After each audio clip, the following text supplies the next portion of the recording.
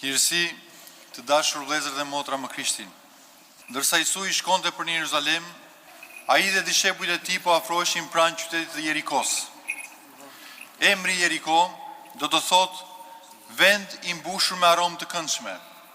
Jerikoja ishte një qytet që kishte shumë bimë dhe pemë aromatike, si trëndafila, balsam, qeparisa.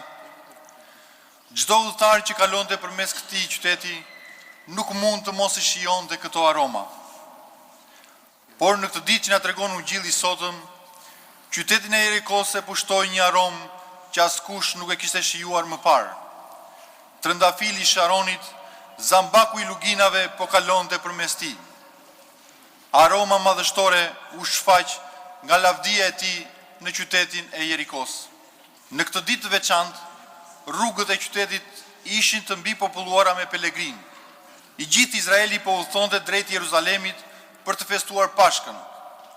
Dhe rruga përmes Jerikos ishte një prej rrugëve kryesore për në tempull. Turma të mëdha njerëzish përpiqeshin të shihnin Isuin teksa ai ecste gjatë rrugës. Ndoshta ata njerëz nuk e kuptonin me saktësi se kush ai ishte, por ata e dinin mirë se Krishti ishte njëri veçantë dhe ata nga Kureshtja përpiqeshin që ta shihnin. Ashtu siç e dëgjuam nga leximi i Ungjillit, teksa Isui po hynte në qytetin e Jerikos, një njeri i verbër vazhdimisht thëriste: "O Isu, biri i Davidit, ki mëshirë për mua." Në Ungjillin e Markut ne mësojmë se emri i tij është Bartimeus. Turma përpiqej ta ndalonte, ata me siguri mendonin se Isui nuk do tregonte ndonjë interes për një lypsar të verbër, por për habin e tyre Zoti Krisht qëndron dhe kërkon që ta thrasin pranë tij. Dhe kur ai ju afrua, e pyet se çfarë dëshironte. Ai ju përgjigj: "Zot, të rimarr dritën e syve." Dhe Isu i tha: "Rimerr dritën e syve, besimi yt të shëroi." Në atë çast mori dritën e syve. Çfarë mësojmë ne nga ky ungjilli i sotëm? 3 gjëra kryesore. Së pari, askush nuk është i parëndësishëm apo i pavlerë në sytë e Zotit. S'ka rëndësi nëse je i pasur apo i varfër. Ndaj çdo qenie njerëzore, Perëndia tregon dashuri dhe vëmendje të veçantë. Askush nuk është jashtë kufive të dashurisë së Zotit tonë. Së dyti, ne mësojmë se Zoti Krisht kërkon nga ne të artikulojmë atë se çfarë zemrat tona dëshirojnë, pa imponuar vullnetin e tij, por na thot se çfarë ne kërkojmë prej tij, se çfarë ne dëshirojmë prej tij. Së treti, Zoti kërkon nga ne besim. Besimi yt të shëroj. Shën Pavli na thot: "Pa besim është e pamundur t'i pëlqesh atij, sepse ai që ja afrohet Perëndisë duhet të besojë se Perëndia është dhe se është shpërblenjësi atyre që e kërkojnë atë." Kjo pjesë e sotme e ungjillit që duket e thjeshtë, ka qenë një nga pjesë që etrit e kishës e kanë predikuar më gjatë, sepse kanë parë një model të historisë së njerëzimit. Gjithsekush nga ne është si i verbëri, i cili paraqet njerëzimin. Gjithsekush nga ne është i verbër shpirtërisht. Pak nga ne mund të shohin bukurinë hyjnore. Shpirtrat tanë janë të verbuar për arsye, pasione dhe shqetësime të ndryshme nga fakti që ne ja përkushtojmë jetën vetëm gjërave fizike. Verbëria, na thot Shën Grigor Theologu, është simboli i racës njerëzore. Për shkak se paraetrit tanë, duke qenë se dështuan në marrjen e ndriçimit prej dritës hyjnore, tashmë vuajnë nga errësira e këtij dënimi. Verbëria fizike është e dhimbshme, por verbëria shpirtërore është akoma më keq. Ashtu si rreth e zymta fshehin dritën e diellit, po kështu verbëria shpirtërore fsheh prej nesh Zotin, duke mos i dhënë mundësi rrezeve të mbushura me hir të shndrisnin zemrat tona, duke i ndriçuar dhe ngrohur ato. Sëmundja shpirtërore është më e keqe se sëmundja fizike. Shikimi fizik është një dhuratë e madhe. Është i domosdoshëm për jetën e kësaj bote. Dhurata e shikimit shpirtëror zgjat në përjetësi.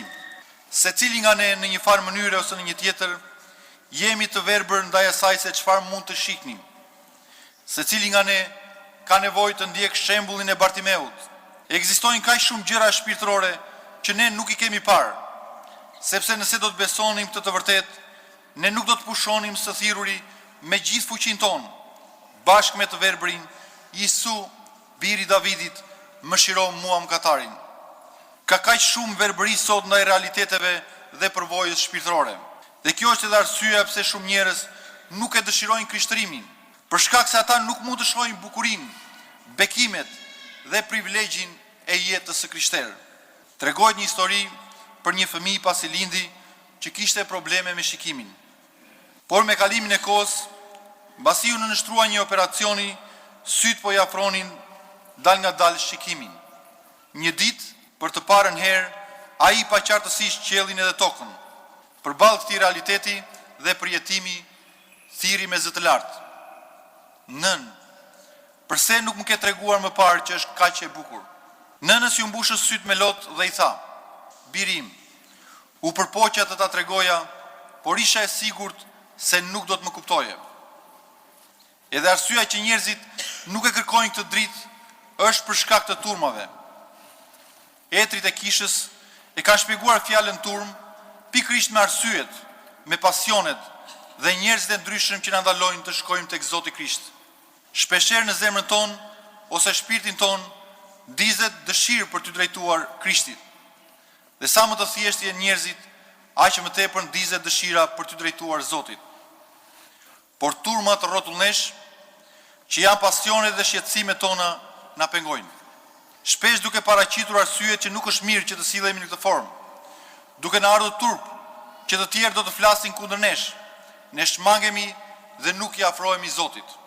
Ungjilli i sotëm na kërkon të gjithë neve të krishterëve që të mos ndalemi, edhe sikur të gjithë të tjerët na pengojnë për të shkuar tek Zoti Krisht, ne përsëri nuk duhet të ndalemi.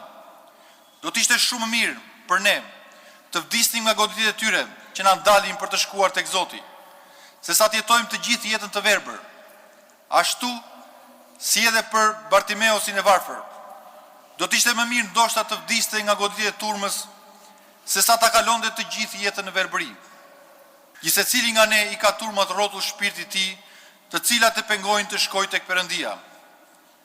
Turmat gjithashtu mund të jenë pasurira të ndryshme, pasione të shpirtit njerëzor, mund të jenë njerëz të famshëm, të cilët me anë të arsyetimeve të tyre, librave të tyre të gabuar, shpesh pengojnë njerëzit për të ardhur tek burimi i vërtetë i jetës dhe i dritës tek Zoti ynë Isu Krisht. Çdo i krishter duhet ta kalojë këtë turm, ashtu si Bartimeusi, që sa më shumë turma ngulmonte ta ndalonte, ai thërriste edhe më fort. Dhe ne sa më shumë që pasionet na ndalojnë për të shkuar tek Krishti, aq më shumë duhet të arrisim lutjen dhe të thërresim: Isu, biri i Davidit, mëshiro mua mëkatarin. Gjithsecili nga ne ka nevojë për këtë mëshirë. Gjithsecili nga ne ka nevojë që të shikojë diçka më tepër, sepse çdo shpirt njerëzor është i errësuar nga mëkati. Ungjilli i sotëm është një thirrje e madhe. Dhe jo më kot, është një nga mrekullitë e fundit që Zoti bëri. Është një nga takimet e fundit që pati Zoti ynë me vuajtjen njerëzore, para se të fillonte vuajtjet e tij për të shëruar të gjitha vuajtjet njerëzore. Ky shërim dhe kjo historia e ungjillit të sotëm ka qenë një histori dhe një ungjill që të gjithë të krishterët e vërtet i ka tronditur. Historia e kishës është e mbushur me shembuj të tillë, se sa shumë thirrja të verbrit ka tronditur thirrjet e çdo shpirti njerëzor. I ka tronditur sepse të gjithë ne jemi të verbër shpirtërisht dhe të gjithë ne kemi nevojë që të shikojmë. Ndoshta ne mbajmë për perëndira vetëm ato që shikojmë, dhe nga që nuk kemi sy, nuk jemi në gjendje të shikojmë Perëndinë e vërtet. Prandaj dhe Shën Agustini tregon një histori, kur një pagan ju afrua dhe i tha: "Unë jam në gjendje që të dëftej zotat e mi.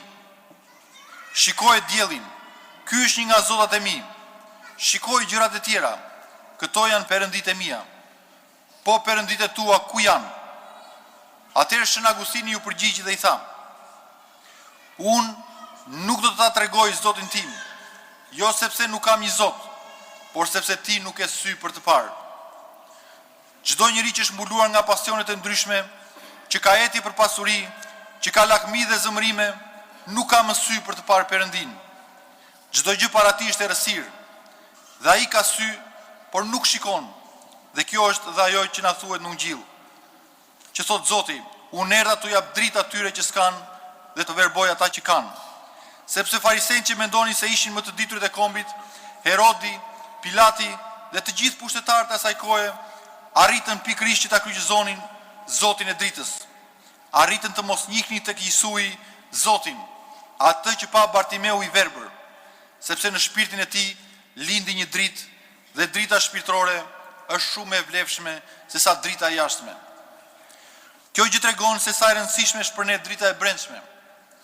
Prandaj dhe Ungjilli i sotëm na kërkon pikërisht të gjithëve ne që të kërkojmë këtë dritë të brendshme.